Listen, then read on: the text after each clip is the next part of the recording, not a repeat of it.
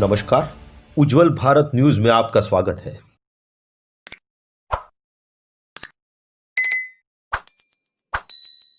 नमस्कार, उज्जवल भारत न्यूज में आपका स्वागत है। आज साल का अंतिम सूर्य ग्रहण लग रहा था। हम बात करेंगे इस सूर्य ग्रहण का वैज्ञानिक असर क्या है, वैज्ञानिक दृष्टि से, डॉक्टरों की दृष्टि से, संदर्भ में डॉक्टर इस पर क्या विचारधारा रखते हैं, वे इस ग्रहण को लेकर अपनी क्या राय देते हैं वैज्ञानिक दृष्टि से और माइथोलॉजिकल दृष्टि से, यानी कि हमारे जो वेद पुराण है, जो हमारे पूर्वज कहकर गए हैं, उनकी राय के हिसाब से डॉक्टर रोलेकर हमारे साथ है आज। डॉक्टर योगिनी रोलेकर जो एक गायनेकोलॉजिस्ट है, वलसाड़ की जानी मानी गायनेकोलॉजिस्ट है, तो उनकी राय में ये सूर्य ग्रहण का क्या असर होता है, हमारे पूर्वज जो कहकर गए हैं, डॉक्टर रोलेकर के हिसाब से उनकी राय वे क्या कहती है। आइए देखते हैं ये पूरा विशेष रिपोर्ट सूर्य ग्रहण। उज्जवल भारत न्यूज, देश की प्रखर आवाज। सीमा भट्टाचार्य, वलसाड़ से कैमरामैन पवन सिसोदिया के साथ। घर पे रहिए, सुरक्षित रहिए, धन्यवाद। नमस्कार, उज्जवल भारत न्यूज में आपका स्वागत है। आज हम आए हैं डॉक्टर योगिनी रोलेकर जी से ये पूछने के लिए, ये डिस्कस करने के लिए कि हमारे देश में एक ऐसा अंधविश्वास है सूर्य ग्रहण और चंद्र ग्रहण को लेकर।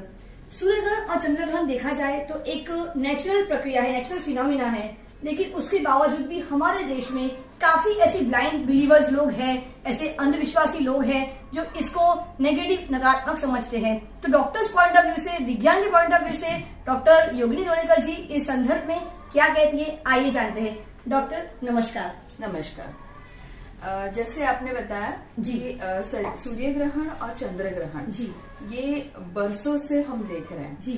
और जैसे पृथ्वी है, हाँ, चंद्र है, तारे हैं, तो एक मनुष्य अपनी कुदरत के साथ बहुत जुड़ा हुआ है, लेकिन उसकी असर डायरेक्टली और इनडायरेक्टली अपने पर पड़ती है।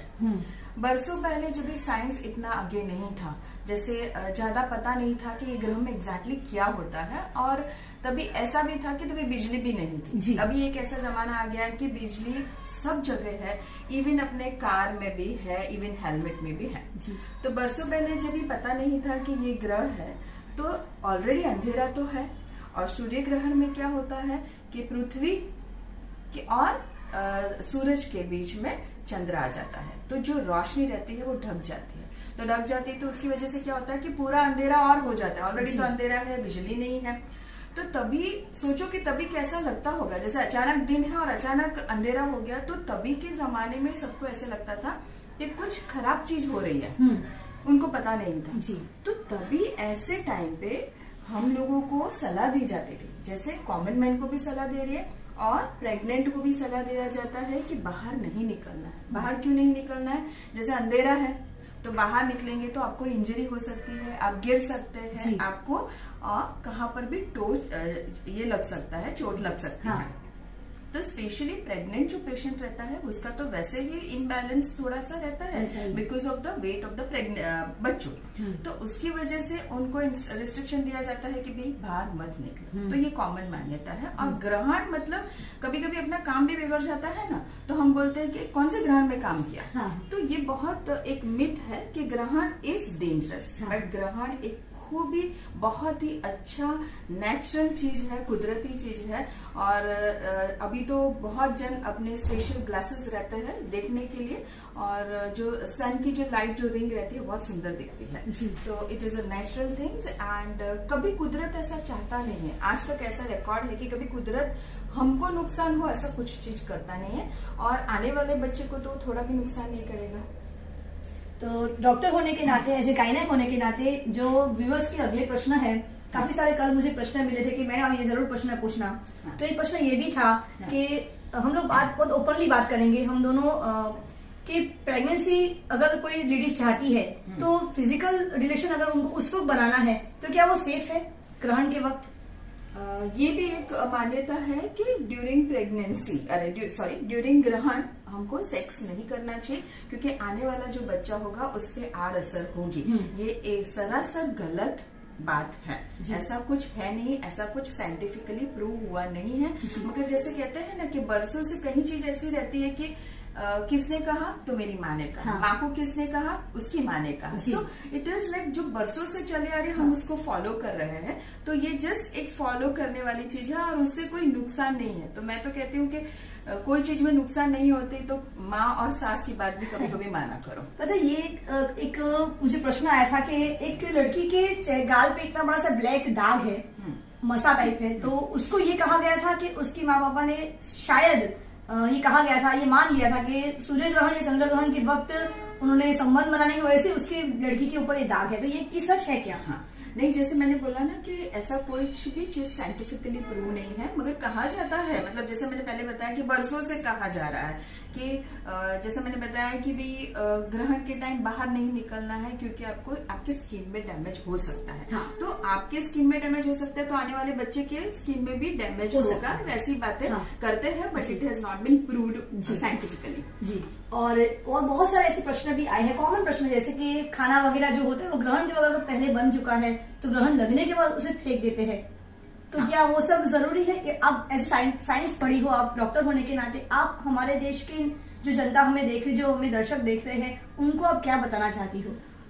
जैसे सूर्य ग्रहण में क्या होता है कि जो रेज होते हैं वो ब्लॉक हो जाता है बिकॉज चंद्रमा बीच में आ जाता है। तो सूर्य किरण जो रहते हैं छोटे छोटे माइक्रोब्स, जिसको माइक्रो ऑर्गेनिज्म बोलते हैं, छोटे छोटे जंतु को मार डालता है यूजुअली, जो रूटीनली ऐसा रहता है। मगर ग्रहण के दरमियान क्या होता है, लाइट नहीं आ रही है और आपने खाना बना दिया है तो वो खाने में माइक्रोब्स जो ऑर्गेनिज्म रहता है वो खाने को चेंजेस कर सकते हैं और आपको डाइजेशन में प्रॉब्लम हो सकता है। तो उसकी वजह से वो लोग कहते हैं कि जो पहले खाना बनाया है वो भी नहीं खाना है और ड्यूरिंग ग्रहण भी आपको नहीं बनाना है।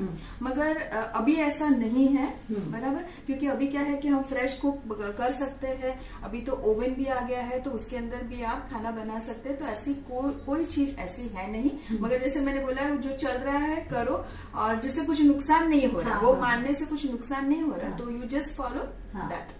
और एक प्रश्न वो भी है वहाँ पे से पवन मुझे दीजिए, वो एक प्रश्न, एक और भी यहाँ पे प्रश्न दिया है, काफी सारे लोगों ने मुझे प्रश्न लिख के भेजे थे कि खास करके गर्भवती महिला जिससे हमने, तो उसे क्या क्या सावधानी रखनी चाहिए? गर्भवती महिला को जैसे मैंने बताया ना कि ये सब तो मान्यता है, तो ऐसा कुछ नहीं, सपोज हमारे हॉस्पिटल में या कहीं हॉस्पिटल में ड्यूरिंग गर्भवती भी लेबर पेन चालू होता है, पेशेंट को जाना पड़ता है और बच्चा भी डिलीवर होता है और वह स्वस्थ होता है। और कई बार ऐसा होता है जैसे आपने बताया कि स्किन में डब्बा है या बच्चे को कोई कंजेनाइटल प्रॉब्लम्स है, हार्ट में प्रॉब्लम्स है, या फिर बच्चे ने कोई कुछ खोर खापन है, जैसे उसके स्पाइन डेवलप नहीं हुआ, तो उसका मतलब ये नहीं है कि वो ग्रहण में गई थी इसलिए इसका बच्चा ऐसा है। तो कभी ये सब एनामोलीज भी कंजेनाइटल रहती है, जब बच्चा जेनेटिकली बनता है तभी भी एबनॉर्मलिटी होती है, तो उसको उसके साथ कोरिलेट नहीं करना है। जी। दूसरी एक मान्यता है कि भी मतलब जो बरसों से चले आ रही है कि भी प्रेग्नेंट पेशेंट है तो उसको पॉइंटेड चीज यूज नहीं करनी है, जैसे कि सेफ्टी पिन यूज नहीं करनी, इवन उनको ज्वेलरीज नहीं बोलते कि आपको ज्वेलरीज भी नहीं पहनी है, हेयर पिन्स जो रहती है वो हेयर पिन्स भी नहीं लेना है, साड़ी पिन भी यूज नहीं करना है, सुई धागा भी यूज नहीं करना है। तो उसका ये क्या है कि जैसे मैंने पहले बताया कि बरसों पहले अंधेरा था, तो आप अंधेरे में कोई भी शार्प चीज यूज करेंगे तो आपको इंजर होने की संभावना है। तो ये तो प्रेग्नेंट पेशेंट नहीं, हम लोगों को भी तभी नहीं करना चाहिए था, बट एज आई से कि अभी तो लाइट आ गई है तो you can always use it. तो उसकी वजह से कुछ डैमेज तुमको और बच्चे को होगा वैसा नहीं है। और ये भी मान्यता थी कि भी तुम चाकू से कुछ काटो तो तुम्हारे बच्चे का क्लेफ्ट लिप, मतलब जो ये लिप रहता है वो फटा हुआ आता है, तो वैसा भी नहीं है। वो अमुक विटामिन डेफिशिएंसी होती है, उसकी वजह से होता है। ओके।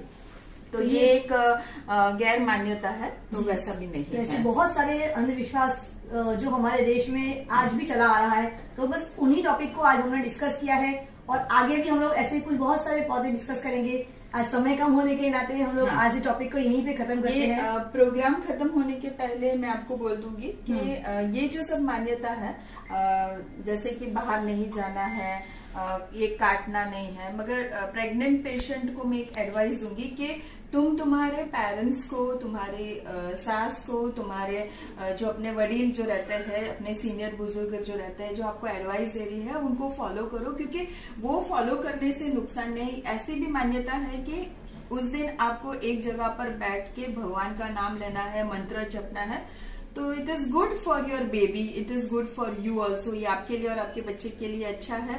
तो थोड़ी टाइम तक आप भगवान का नाम लेंगे, एक जगह पर बैठेंगे, अपना खुद का ध्यान रखेंगे, आप फ्रेश खाना खाएंगे, तो एक तो अच्छी बात है। और दूसरी आपको सलाह दूंगी कि ऐसा भी कहते हैं कि आपको टोटली खाना नहीं खाना, इवन पानी तक नहीं पीना। तो ऐसा नहीं है, क्योंकि प्रेगनेंसी के टाइम खाना और पानी बहुत जरूरी है आपके एनर्जी को मेंटेन करने के लिए, आपके बच्चे को पोषण देने के लिए। तो आप खाना खा सकते हैं और भगवान का नाम ले सकते हैं और सास और मम्मी की बातें मान सकते हैं। मेडिकल साइंस में ये सब अंधश्रद्धा के लिए कोई जगह है क्या?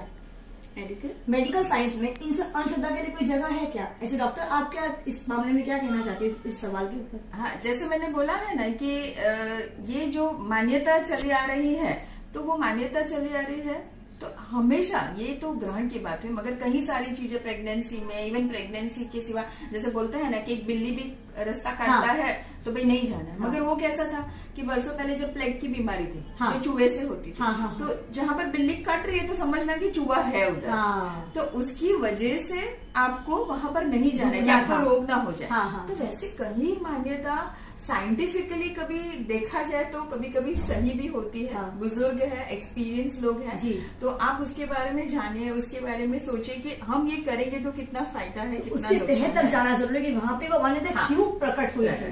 क्योंकि पहले तो साइंस नहीं था, तो ये एक्सपीरियंस से ही हमारे सीनियर्स लोग ने हमको एडवाइस दी है। तो कहीं ना कहीं उसके पीछे साइंस छुपा हुआ रहता है, मगर सब में छुपा रहता है ऐसा भी नहीं है। मगर जैसे अभी आप लर्नेड है, जैसे आज हमने डिस्कस किया, मगर आज जैसे इतना युग आगे बढ़ चुका है, इतना साइंस आगे बढ़ चुका है, इतनी टेक्नोलॉजी आई है, फिर भी ये ग्रहण के बारे में हमको आज इंटरव्यू देना पड़ता है। तो कई चीजें ऐसी है जो नहीं बदली है। तो हम पढ़े लिखे हैं तो उसके बारे में संशोधन कीजिए, उसके बारे में जानिए और फिर उसको फॉलो करें। जो मान्यता है, जैसे कुछ नुकसान नहीं हो रहा है, करिए। जिससे ऐसा लगे कि भाई ये तो कुछ चीज नहीं है, तो फिर आप उसको फॉलो नहीं करें, आप चेंज करिए। आप अपने बच्चे को और सिखाइए कि भाई चलो ये वर्षों से चल रहा था, अभी नहीं करेंगे तो चलेगा। जबकि इस बार ग्रहण तो पूरे देश में दिख ही नहीं रहा है, भारत देश में दृश्य है ही नहीं, दूसरे देश में है। और एक बात है, आज का आखिरी प्रश्न है कि 21 दिसंबर इसी महीने सोमवार को, आधे सोमवार को जुपिटर, बृहस्पति और सैटर्न ग्रह एक साथ आने वाला है, काफी नजदीक आ जाएंगे। तो उसका कोई असर होगा?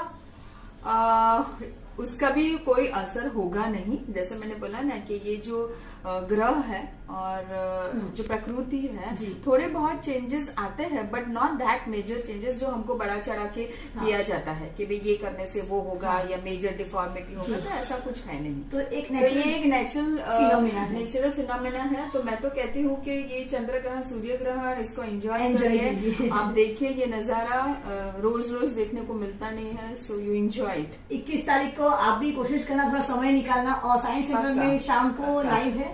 तो आप भी कोशिश करना। मैं बहुत सारी बातें ऐसी थी जो सच में बहुत फायदेमंद है। आपसे हमने जो पूछा, आपने उसके सटीक जवाब दिए, और बुजुर्गों, जो हमारे जो अनुभवी लोग हैं, हमारे देश के जो बुजुर्ग हैं, आपने उनकी तह तक बात बताई कि क्यों वो वैसी मान्यताएं थी उस समय पे, क्या नहीं था और क्या था, क्यों वो मान्यताएं बनी, क्यों उत्पन्न हुई, वो सारी अंधविश्वास उत्पन्न क्यों हुई, और आज उन पर हम कुछ हद तक वो उनकी बातें सही थी। जैसे आपने प्लेग की बात करी, बिल्ली रास्ता काटने की बात करी, वो एक ऐसा उदाहरण आपने दिया। सत्य मैम, काबिल तारीफ है आपके जो शब्द है, आपकी जो सोच है कि अनुभवी लोगों को आपने वहां तक तह तक पहुंचना बहुत जरूरी था मैम। Thanks a lot.